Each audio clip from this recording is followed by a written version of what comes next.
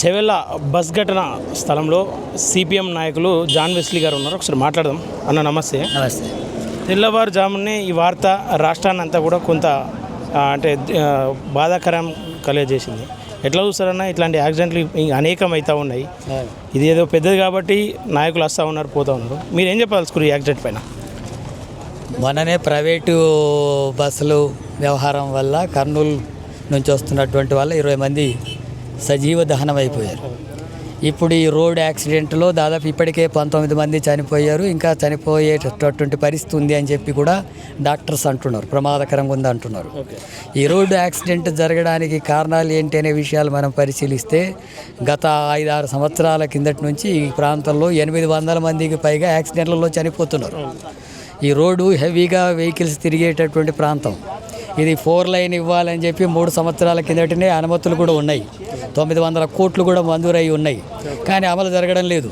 అమలు జరగకపోవడానికి కారణమంతా కూడా ఇక్కడ ఉండే స్థానిక ప్రతిపక్ష అధికార పక్ష నాయకులు, మంత్రులు, గతంలో మాజీ మంత్రులు, ఇటువంటి వాళ్ళ యొక్క కమిషన్లు, వీటి ప్రభావం కమిషన్ల కోసం ఇలాంటి గొడవల వల్లనే ఈ రోడ్డు పని జరగడం లేదనేటటువంటి విషయం వ్యక్తమవుతుంది.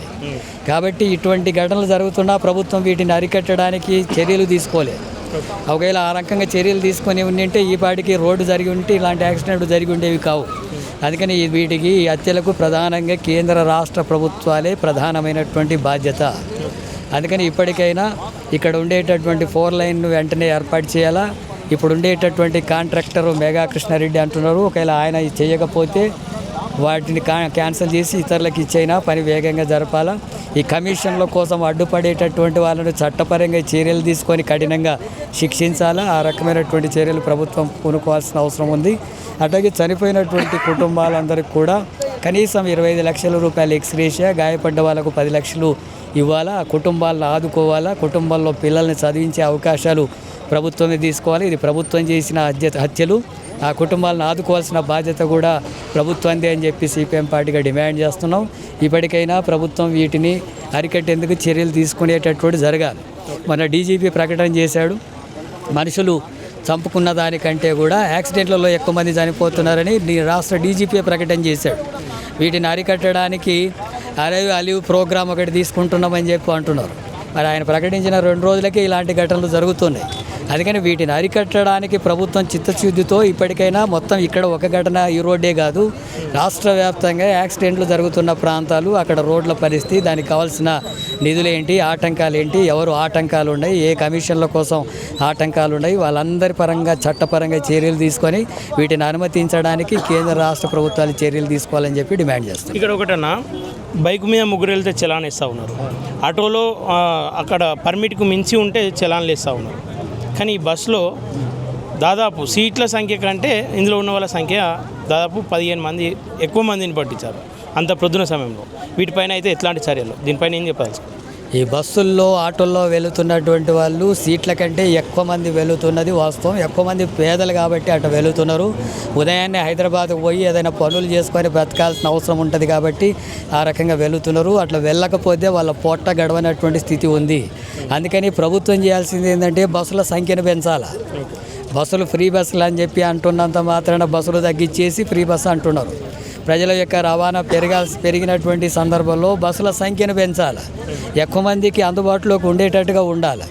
అట్లాంటి చర్యలు తీసుకోకుండా కేవలం ఏదో ప్రజల్ని తప్పుపట్టడం అనేటటువంటిది కరెక్ట్ కాదు. ప్రజలకు అవసరాలకు తగ్గంతగా సౌకర్యాలు కల్పించడానికి ప్రభుత్వాలు ఉన్నాయి.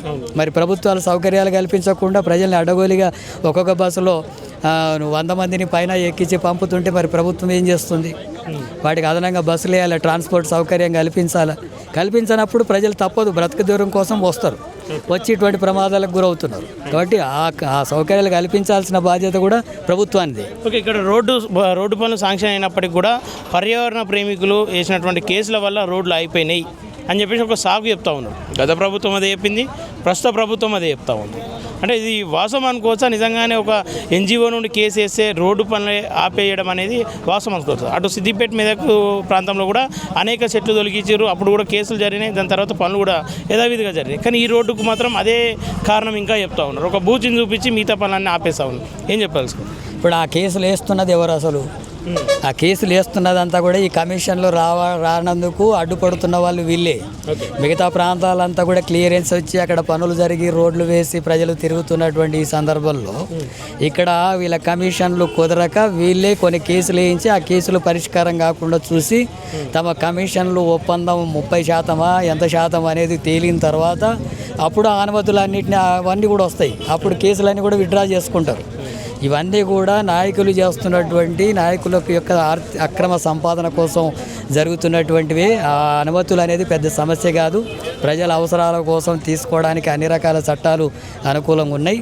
వాటిని ఇతర ప్రాంతాలకు వివరించిన పద్ధతి ఇక్కడ కూడా వివరించవచ్చు. కాబట్టి ఇదంతా కూడా కమిషన్ల గొడవ. వీళ్ళే అక్రమంగా దాన్ని కేసులు వేసి ఆపే ప్రయత్నాలు చేస్తున్నారు. ఓకే అన్న, థ్యాంక్ యూ.